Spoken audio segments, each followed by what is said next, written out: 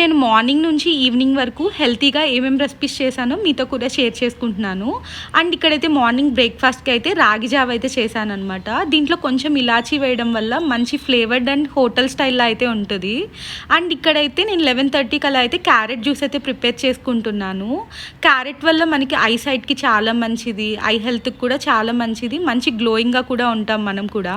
ఇంకా ఆఫ్టర్నూన్ లంచ్కి అయితే మసాలా ఎక్కువ వేయకుండా చికెన్ ఫ్రై అయితే చేశాను. మనం సలాడ్స్ ఇలా పెట్టుకుంటే రైస్ కంట్రోల్డ్గా తింటాం, స్టొమక్ కూడా మంచిగా ఫుల్ అయిపోతుంది ఇలా పోర్షన్ కంట్రోల్డ్గా తినడం వల్ల. ఈ evening snacks come early dinner అయితే ఇలా రాస్మా అండ్ కిడ్నీ బీన్స్తో అయితే ఇలా సలాడ్ అయితే తీసుకున్నాను. దీంట్లో కొంచెం కొత్తిమీర అండ్ ఆనియన్స్, క్యారెట్ తురుము ఇవన్నీ కూడా అయితే వేసుకున్నామంటే చాలా టేస్టీగా అయితే ఉంటుంది. అండ్ ఇంకా సమ్మర్లో అయితే మంచి ఫేస్ ప్యాక్ అయితే చూపిస్తాను. మీకు కావాలంటే ఫుల్ వీడియో కింద లింక్ అయితే ఉంటుంది, చూసేయండి. ఇది ఎగ్ వైట్ ఫేస్ మాస్క్ అనమాట. మంచి ఇన్స్టెంట్ రిజల్ట్ అయితే ఇస్తుంది.